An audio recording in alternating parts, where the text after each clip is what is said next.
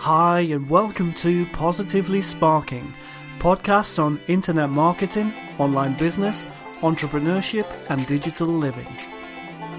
Today I'm with Simon Jones, Managing Director of Triso, a business consultancy with specialisms in branding, change management and creating positive company cultures.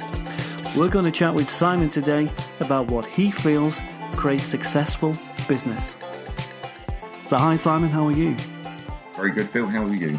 Pretty good. It's a miserable day down in Cornwall, but hopefully we can make it sunnier for people listening with our chat. Well, even without the sunshine, Cornwall's gorgeous. Indeed.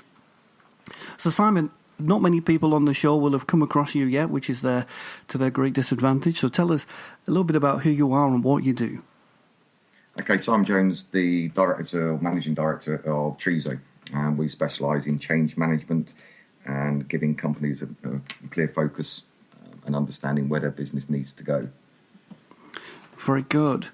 So lots of people who are starting up in business for the first time probably don't quite know when a good business consultant can help them. When would you say the right time for someone like yourself to come into a business is? I think sooner rather than later, because some companies will go and sort of fumble around a little bit, sort of believe they have a clear vision, but if they haven't got a strategic plan and an actual sort of viable strategy set out, they can sort of hit some big pitfalls. So I'd suggest sooner rather than later, really. When we start out in business, we're always told that we need to go and create lots of plans. That's a tough point, isn't it, for any new business to ponder? Write a business plan, have you got a marketing plan? When really they often don't know how to write a plan or even what they should be doing other than doing what their actual product or service is. What kind of tips would you give to a business being asked those questions? Do you have a plan? Do you know what you want to achieve? I think obviously the best approach is to go through and learn what the company's strongest points are, what their strongest assets are, but also educate them that it's probably the correct thing to do to have somebody detached from their business, to look at the model, look at where their roadmap is, what their certain tipping points are. And I would suggest that a good plan is something that you need to have to make sure that your good idea goes from a piece of paper to a viable business. So I'd suggest that you sort of look at understanding, a bit like SatNav really. You'd never go on a journey that you've never been on before without discovering the route and the potential diversions. Very true. So have you ever known a business plan go to plan? Absolutely. I'm working with a couple of clients at the moment where sort of when we've given them the focus, given them the roadmaps, given them their strategic time management, a couple of good examples where people are actually securing finance now against business plan. And also one of the clients I'm working with where they're actually selling their product and their service for a staggering amount more than they were before, because they now have an outline of their route to market and they've got good sort of calculative and cumulative research to then revisit how they sort of market and present their product. So there's a couple of clients I'm working with where the strategic plan has definitely benefited them in the long term. And two great examples of where a good business consultant makes a difference as well. What do you think most business people starting out for the first time perhaps, or existing without a plan, don't know they have to do? Is there something common that you find in most businesses you work with? I think what the most common theme I would suggest is a lot of business leaders seem to think that they know it all. And they seem to think that just because they're great at making widgets and grommets, they're great at every other element of their business. So a common theme is actually business leaders being brave enough to accept that they don't know everything. And by seeking advice and talking to people who have got experience in a wide range of business sort of skills and assets will help them. But a lot of them are very blinkered and feel that it's their business, they know it, it's their company. So I think a lot of companies are very insular, and that's one of the frustrations, is opening people's minds and getting them to allow other people from outside of their business to give them the support they need. There's a big blockage for most of us in life, isn't there, where we don't like to admit what we don't know. and we tend to stick to where we find comfort, where it's easy almost. Do you find that's one of the challenges, that business perhaps develops us as a person as much as it does the business in itself? I think unless you're of a positive mind, unless you've got a clear, confident vision, unless you believe in how strong you are as an individual, it will hamper you, for sure. And one thing I've sort of found with some of the clients I've worked with, where they'll sort of wax lyrical about the fact they've got 50 years experience, a lot of time when you sit down and talk to them, you realise they've only got the first year 50 times.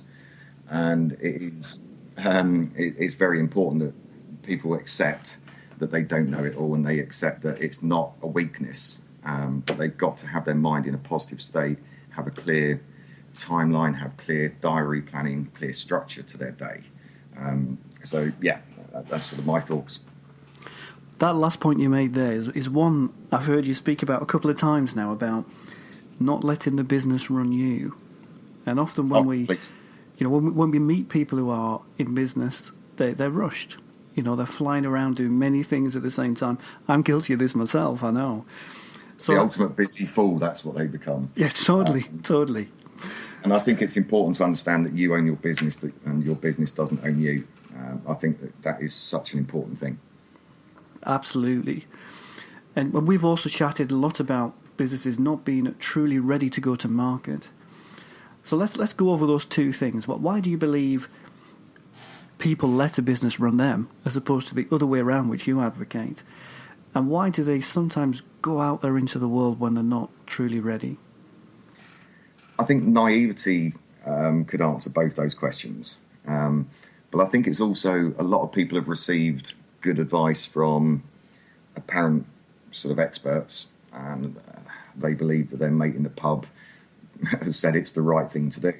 And I think naivety allows you to become blinkered, which I've used that a lot. And I think, while my company's strapline is, we empower business leaders to make brave decisions. And I think one of the brave decisions you've got to do is accept that you sort of work is what you do, not who you are. And I think it's really important that you get your work-life balance, and that you've got a clear head when you're going into business completely. So I think naivety would answer both those questions. Very good. So a couple of things there you mentioned, which I just wanted to bring up again, with really interesting points. One was business is what you do, not who you are. Do you think that some people let it become who they are, and that's why they work so hard? Maybe they don't really have to, but they continue to do so because that's where they maybe feel the best in their life. I think they feel that because they own a business, I think it's almost to the point where they've reached that tipping point where, great, I now own a business, I'm now self-employed, and I've now got to work every hour God gives us.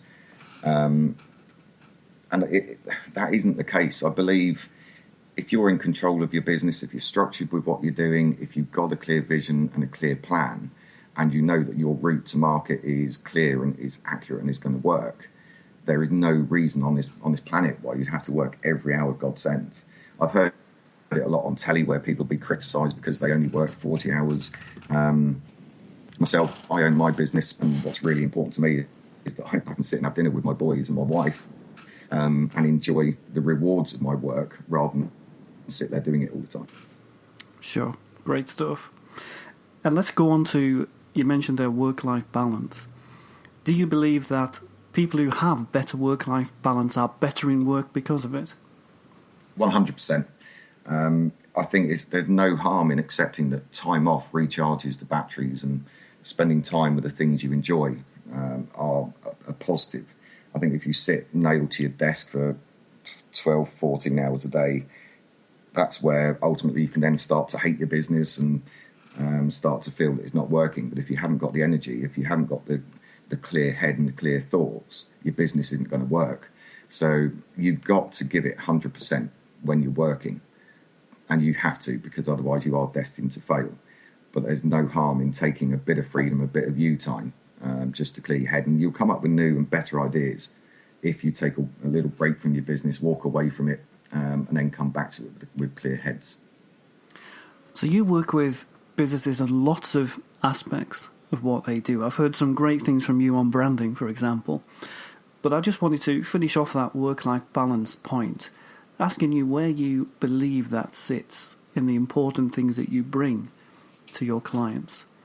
Is it as important as the change management things that you do and the branding thoughts that you bring? I think ultimately any business, and business is business. I deal with people, as you know, that are great diamond producers. I'm dealing with a sports car manufacturer, a software house. But business is business, and it comes up with core components. It comes from positivity and competence in your own ability.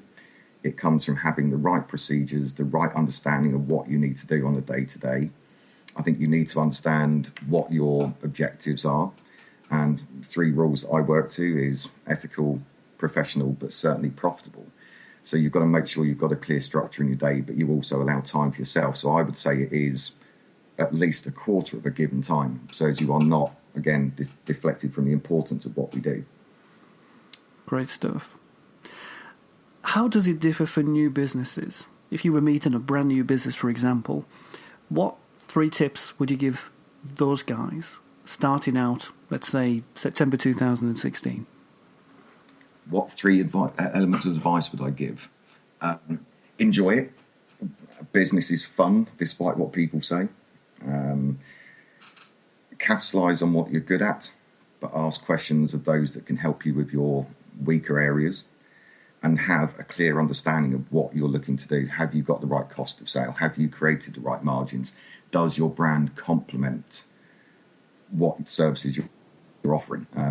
If I can add a little sort of 3.1 there as opposed to the 4th, I think the other thing as well is one of my biggest frustrations is people undervaluing their worth or their product. So be brave and don't become one of the masses. Definitely become one of the elite. So that's elements of advice that I would give. Strive to be elite.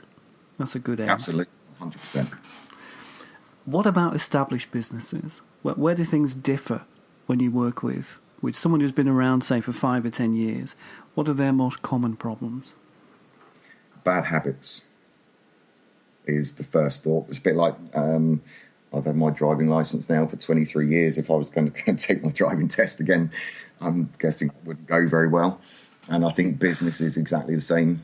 I mentioned earlier that you can have 5 years of experience, or you can have the first year 5 times. I think the obstacles, the walls, the blockages, I don't need to fix it, it isn't broken, is the big thing that comes up with existing businesses. And what I'm more than comfortable to say to them is if they genuinely believe that nothing needs fixing in their business, then I'll be staggered. Because if you stop learning, you stop knowing. And if you stop knowing, you stop developing. So I think it is, it's almost I've done this for long enough, I know what I'm doing, is the biggest failing of existing businesses, and their lack of willingness to look at new ideas and look at the areas that should be improved in their companies. So maybe even a little bit of arrogance due to the 100%. fact they've been around a while.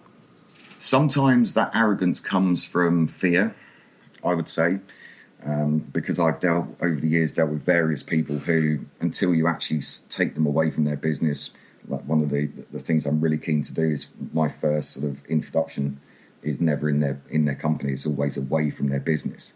And I think it's a fear. It creates the arrogance. It becomes like a smokescreen, where if they are the owner of a business, they feel that they should know it all, and it'd be a fear of accepting weakness creates the arrogance. It's a weird thing, isn't it? You know, none of us are ever happy to do that. It almost takes something to come out of the ether and wake us up to things that we're not willing to change without that.